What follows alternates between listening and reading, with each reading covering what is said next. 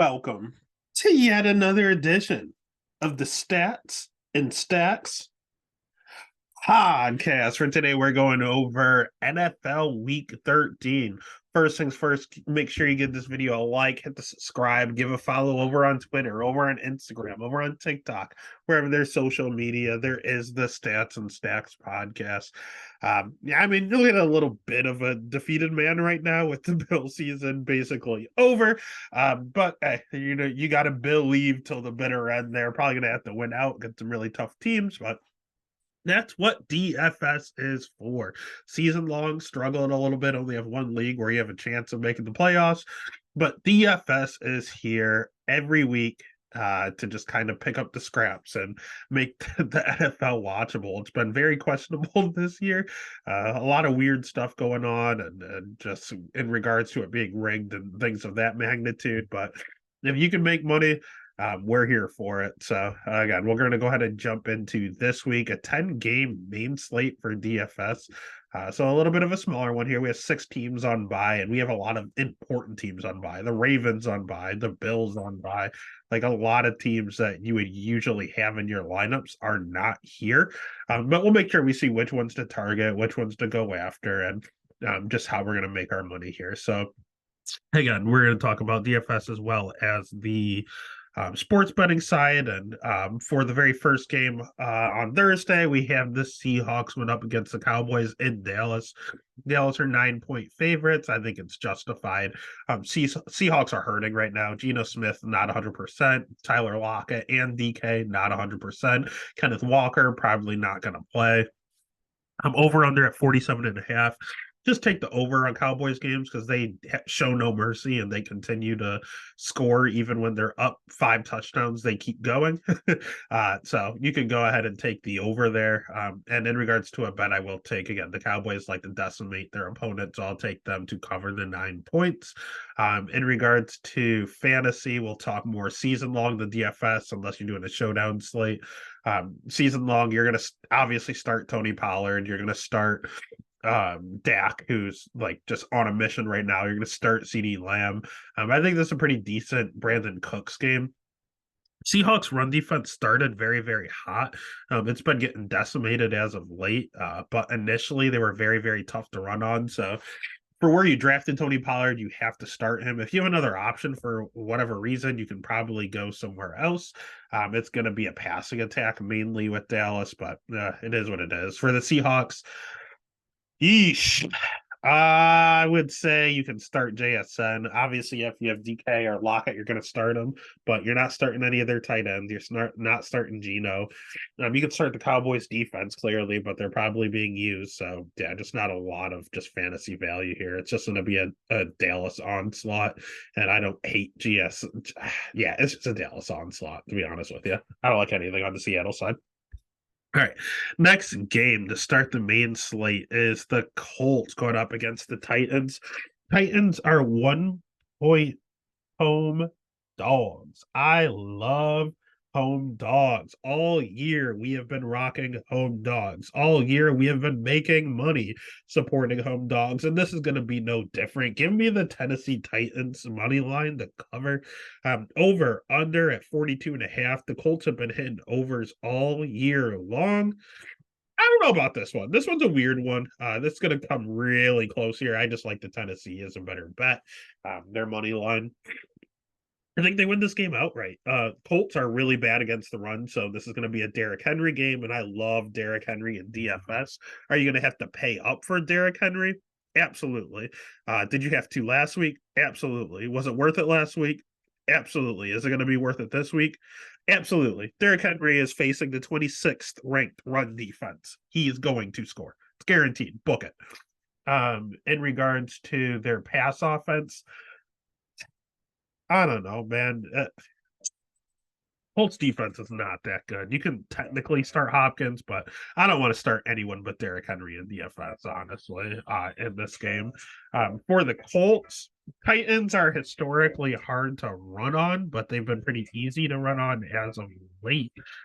So it's up to you if you want to stick with the trend or if you want to go with what is traditionally going on there. JT is going to be out. Zach Moss is going to be the definition of chalk, and our other co-host did convince me. He's cheap. He's like 4,800 at that price. You have to have Zach Moss. You have no choice but to have Zach Moss just with that sheer value there. Yeah, he's 4,600. He's even cheaper than I thought he was. So Zach Moss will be in all your lineups. If he messes around and scores once, he more than doubled what he's supposed to do. So I love Moss. I love Henry. I really just like the running backs in this matchup, honestly.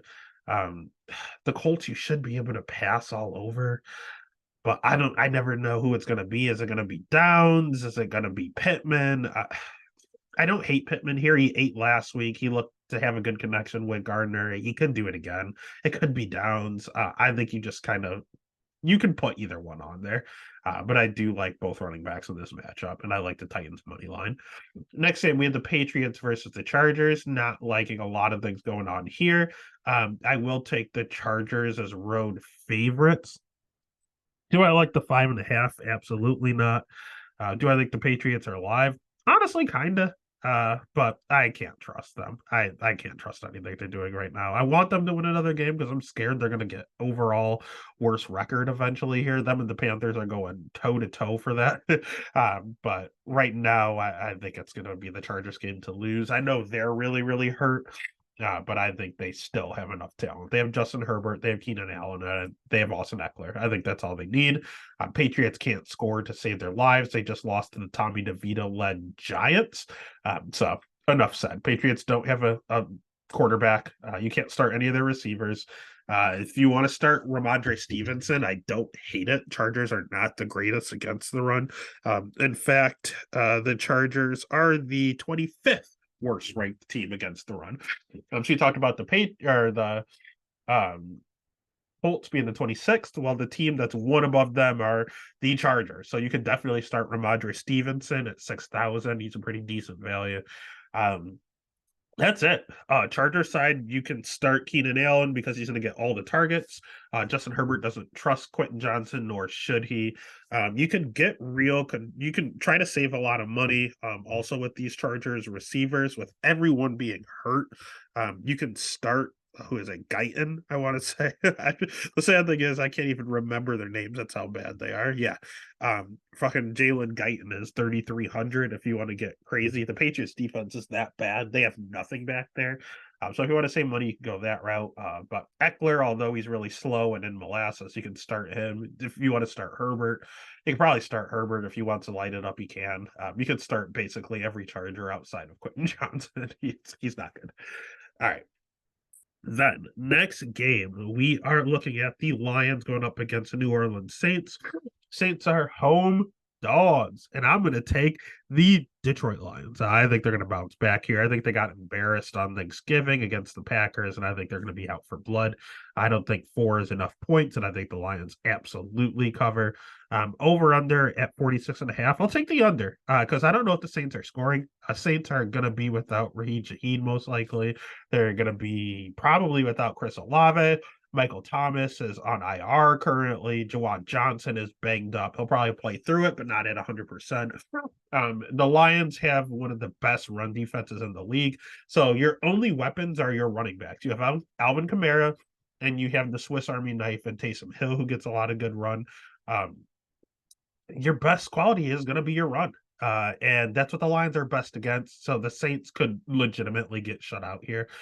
Derek Carr is still dealing with injuries and playing through it. It's just overall very, very ugly. The Lions are essentially a lock. They're going to cover that 4.5. They're going to crush. Saints can't start any of them. Even Kamara. I know he should get hyper targeted. People are talking about starting A.T. Perry. They're talking about starting Lynn Bolden. I can't do it. I think the Lions are going to just decimate them, and it's going to get ugly fast. Lions side, you can start them all. You can start Gibbs. You can start Monty. You can start, obviously, Amon-Ra. I don't care if you get shadowed by Lattimore. Amon-Ra is Amon-Ra. You can stay basic. You can start basically everyone. Lions are good. Sam Laporta can bounce back. There's a lot of great things here that you can do on the Lions side. None of them are going to be super cheap. You're going to have to pay up for all of them, but I really like the running backs. Actually, I like Monty in this one. I know it could be him or Gibbs. You're not really sure, and this just kind of feels like a Monty game. They'll get ahead. They'll just grind it out with Monty, and he's going to score twice. That's what it feels like to me. All right, next game we have the Falcons going up against Jets. Talk about teams that can't score. We have the Falcons as 3-point favorites on the road. Hear me out. Hear me out. I think the Jets are the worst. They might be the worst offense right now in the league between them and the Patriots. I think they're going to win this game. I think the Jets defense could potentially score twice, and that's all it takes. Jets defense is legit. You can run on them a little bit, so Bijan's going to be a problem. But outside of Bijan Robinson, man, Desmond Ridder throwing into this Jets defense is frightening, especially Desmond Ridder on the road. He is not the same at home and on the road. He is 10 times worse on the road. So you have one of the bottom two quarterbacks in the league playing a top 5 defense on the road. Yeah, I think the Jets are live. I'm not going to take them to cover. I think I'm going to take their money line. It feels gross. I think they can get the job done. Do I want to trust their fantasy? No. I'll trust the Jets defense a ton. And you know who else I'll trust? The Falcons defense. I love the under. What is it? 33.5. I don't care if it was 10. I'm probably taking the under. No one scored in this game. If anyone scores, it's the defense. That's the only way that this over hits, is if there's a defensive explosion and they keep scoring on defense. It could happen on both sides. But I'll trust Tim Boyle and his screen passes. All they allow him to do is throw screens, and then you have Breece Hall going up against Bijan on the other side. Both teams can get exploited on the run, and yeah, I will take the Jets defense, and that's probably the only fantasy part I'm gonna start here. Or if you want to save money, you can also do the Falcons defense.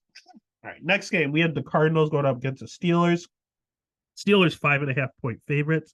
I think this line's off. I'll take the Cardinals to cover. They're due. They only have 2 wins. They've looked a lot better. They've been a lot closer with Kyler, and it's coming. They're really, really, really due for a win. And I think the Steelers are some of the biggest frauds in the league currently. So right now, no way they cover the 5.5. They can't score. I know there was a talk about how great they looked last week. Well, they played Cincinnati without a quarterback, so, and no T. Higgins. It was not the real Cincinnati Bengals. So at that juncture, the Steelers are getting lucky, and their luck is going to run out eventually.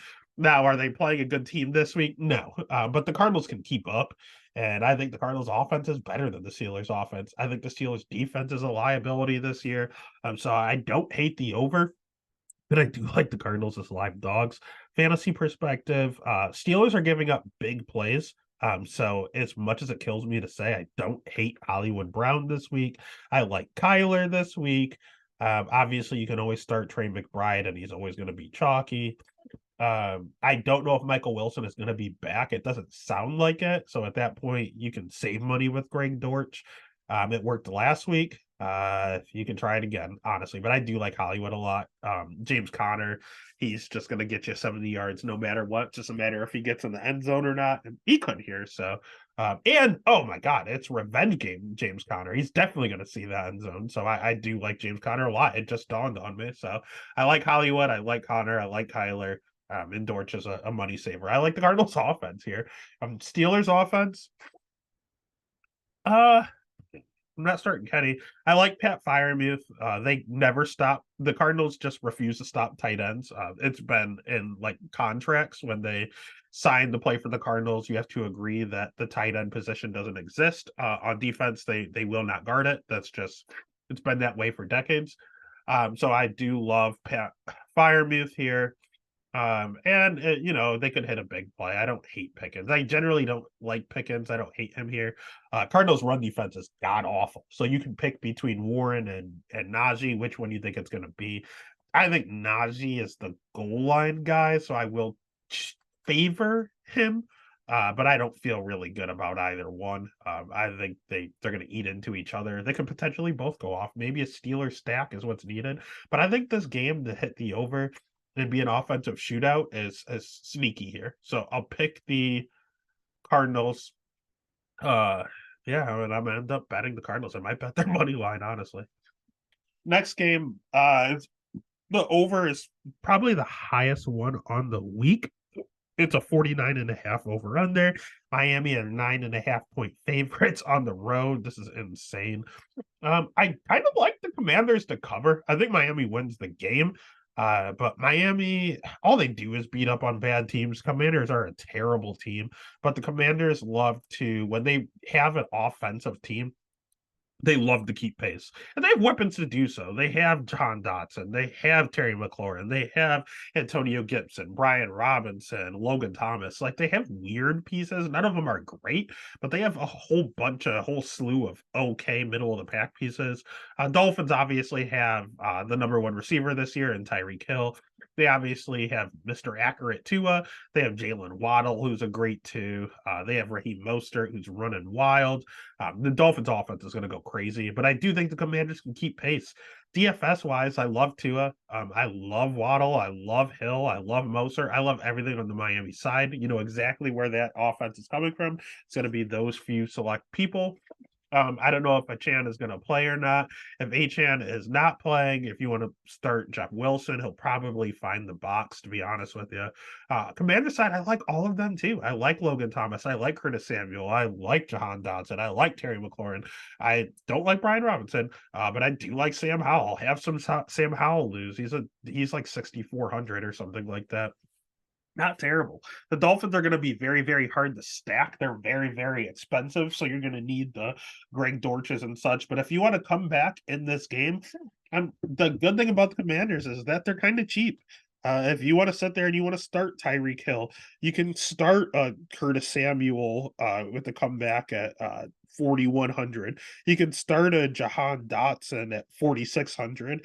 Even Scary Terry's only 5,500. Like, you can start receivers on the other side. So I like this game in DFS a lot. These last two are going to be two of the biggest ones. But honestly, the next one's not bad either. The Broncos against the Texans. This could be a low-key shootout.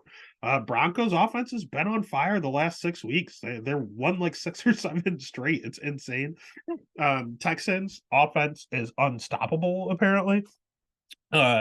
Texans are 3.5 point home favorites. I think it's justified. I think the Broncos win streak is doomed. It's coming to an end soon. Is it going to be this game? I don't know. I genuinely don't know, but I don't like the half point, so I will take the Broncos just to cover because it's 3.5 and not 3. Over under. I don't know. I guess I'll take the under. I'll take the over. I'll take the over. They're just going to continue to do shootouts. They can't help it. CJ Stroud is like the number one quarterback right now. He cannot be stopped. And the Broncos defense, I know Pat Surtain is going to have something to say about Mr. Nico Collins, Tank Dell. Like, I don't know which one he's going to lock down, if he's just going to lock down his side. I don't know what's going on there. But I know that the Broncos run defense is terrible. So I love not Damian. I love the fact that Dameon Pierce is back so that I can start Devin Singletary. I know he's not cheap. I thought maybe I'd be beating the system, starting a backup running back, and getting a lot of value here because Devin Singletary started to take over as the number one back. But DK's hip to it, so I think he's expensive. But if his ownership is low, I will have some Devin Singletary here. Nico Collins, you can start. Tank Dell apparently is unstoppable. You can start him. But I'm probably going to leave Dalton Schultz alone in this matchup. I think it's just solely the running backs and the running backs and receivers and CJ Stroud. Broncos, Cortland Sutton can't stop scoring. He has an addiction to the end zone. I don't know what to do. I refuse to start him, and he keeps scoring season long and DFS. I don't know if I've ever started Cortland Sutton. I've had him all year in season long. I don't think I started him once. And he has scored every single game. He can't help it. Every single game, this man scores a touchdown. Is he going to do it again? Probably. At this point, probably. I don't. Javonte Williams being kind of hurt here. I think he's going to play. But Samaje Perine's a cheap option people are going to, and I totally understand why. This Texans run defense is terrible. So if Javonte plays, he should be a pretty decent play. If he doesn't, Samaje Perine's a great play. So just keep an eye on that injury report. But I think it is a shootout. I think the Texans win but don't cover. So I'll take the Broncos to cover. And yeah, that over is pretty interesting to me. Next game is another one that I kind of like on a DFS standpoint, but just for one side here. We have the Buccaneers as 5-point favorites against the Carolina Panthers. Over under at 36.5. I have a stat that Mike Evans needs 150 yards to have 10 straight years of over 1,000 yards receiving. I think they're going to try to do it in this matchup. Next matchup is against Atlanta on the road. It won't have as much meaning there. I think they're going to try to get them all 150 here, and I think Evans is going to be hyper targeted. I absolutely love Mike Evans in this matchup. And I'm going to double stack. You can start Baker. He's been fine the last few weeks. We can start Rachaad White. Panthers run defense, I think, is the worst in the league. So Rachaad White should lose his absolute mind. He should go nuclear this matchup. So please start Evans. Please start Rachaad White, and you could even stream Baker.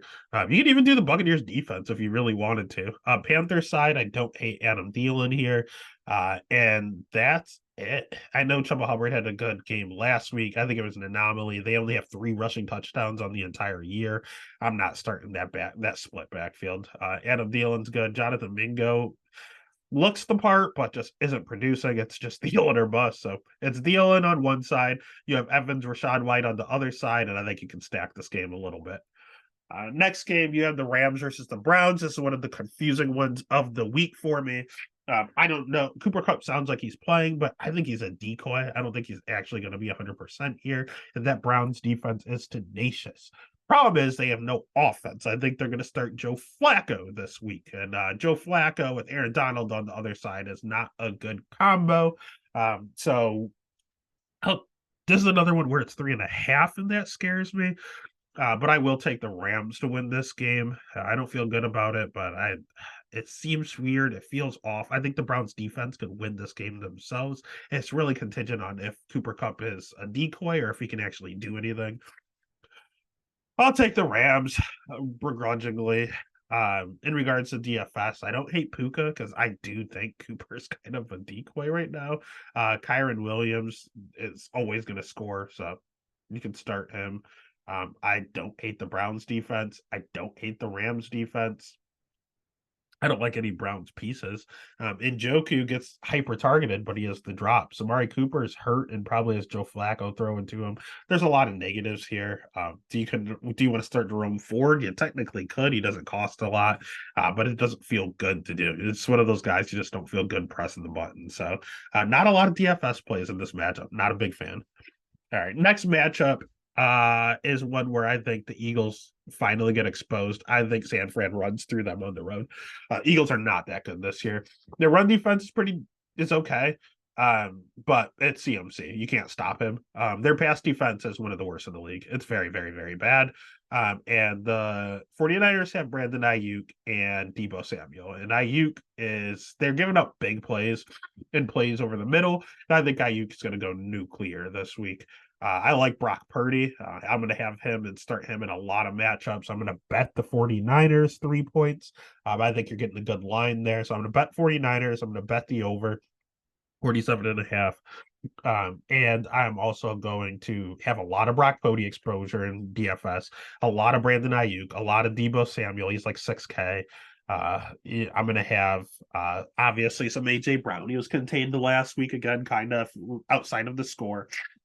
But I think he's going to do okay this matchup. But I think it's a 49er onslaught, and the Eagles, they have a lot coming back, man. 49ers should tee off. Their offensive line is hurt right now. You have Bosa and Chase Young running after you. It's just not a good look. I think they're in some trouble, and I think the 49ers roll.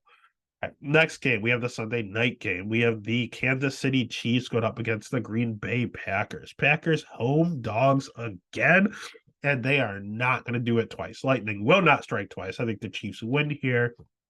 Over under at 42.5. I'm going to take the under. I don't think it's going to be a high scoring affair. I think the Chiefs win like 20-10 or something stupid like that. And the under kind of cruises here. And if I like the under, I don't really like a lot of it for DFS. Luckily, it's the night game, so it's not part of the main slate. But if you're doing a showdown or something like that, obviously Mahomes, Kelsey, you can always start. I don't like any of the receivers, and they're all starting to get hurt. Nicole Hardman's hurt. MVS can't be trusted.